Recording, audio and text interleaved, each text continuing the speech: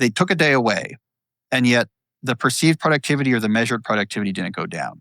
There's two ways to look at it. The one way to look at it is to say, oh, this means that like we should have a 4-day work week because things didn't get worse. And okay, maybe. But to me, there's like a bigger observation that came out of that. Wait, so what are we doing during the work days? Like this, there's something going on here that should really catch our attention. What does work mean?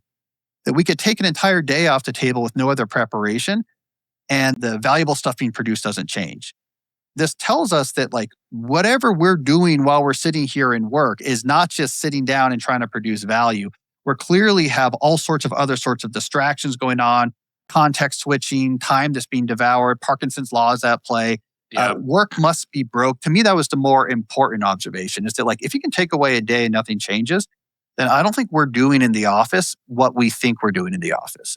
Parkinson's law was on the tip of my tongue. Work expands to fill the time given for it. And if you give people 5 days, they'll take 5. And if you give them 4 days, then they'll do it in 4. Everybody knows just how much time they waste not doing the thing that they're supposed to do. And this isn't victim blaming. This is a lot of the time dealing with admin, unnecessary meetings. You can't get out of them. You have to be there for whatever reason. So it's not as if it's bottom up. A lot of it is top down dictated. This is the environment that you work in and you have to do this. I remember when I used to run nightclubs and I'd get in at 2:30 in the morning, the final part of the night was cashing the till. And I'm sat up there doing light lift mental arithmetic, flicking through the money. And then I get to drive home and then I get into bed.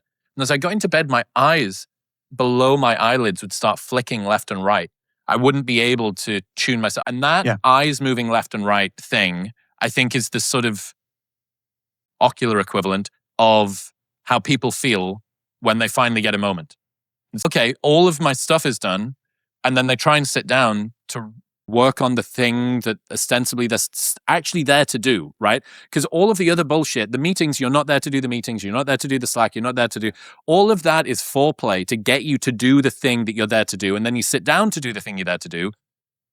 And your eyes are moving behind your eyelids is the equivalent. You're swiping and moving across the screen and you've got a few different other, well, just check on this thing. Like, what the living fuck is going on? I've like trained, the environment that I work in has trained me out of being able to do my work. What would be the ideal workday in an office environment that would actually match the human brain? It would probably be you come in, you work on something hard for a while. Like that's what you do in the morning. You have lunch and then you like catch up with, have some meetings, talk to some people. Hey, what's going on? Do some task and that's your day. Like that's basically what we can do. Like 2 things. One big burst of like, let me focus on something hard. And then we can kind of come down the mountain after that with, let me chat with people, what's going on, some decisions need to be made or whatever. That's probably about optimal. Instead, we juggle a dozen to 2 dozen tasks that all have their own demands. They all have their own communication needs. This is why the Microsoft data shows, the work happens the Saturday and Sunday morning. It is really hard. And meetings are very hard as well. We think like, I'm not actually doing work during meetings. But what you are engaging in a meeting is all the parts of your brain that deal with social interaction.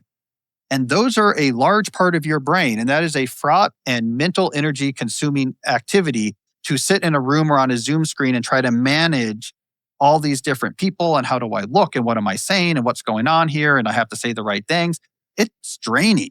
And you come out of something like that, it's difficult just to jump right back into something else. And if you come out of something like that and there was a lot of obligations generated, we discussed in this meeting things I need to do, and now you try to go straight from that meeting into another.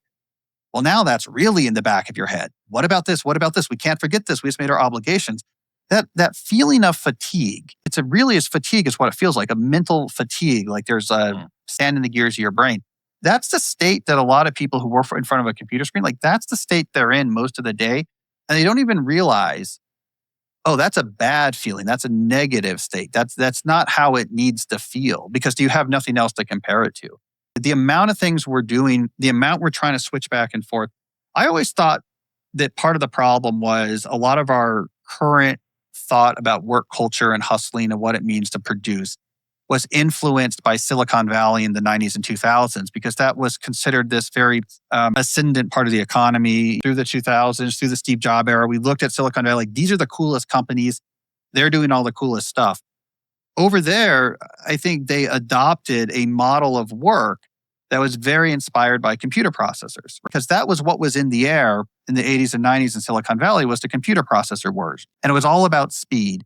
And the thing with a computer processor, if you're a computer type, what matters is you never want the pipeline to be empty, right? You want to always make sure you have stuff for that processor to do so it never wastes time. The processor will, every command you give it, it operates the same as any other. It can switch. It doesn't care what they are. It just sits there and operates one command after another. The human brain is like 180 degrees different. We can't just switch back and forth between unrelated commands. You switch me from one to another thing and boom, 30 minutes of my mind is fried. Humans operate very differently.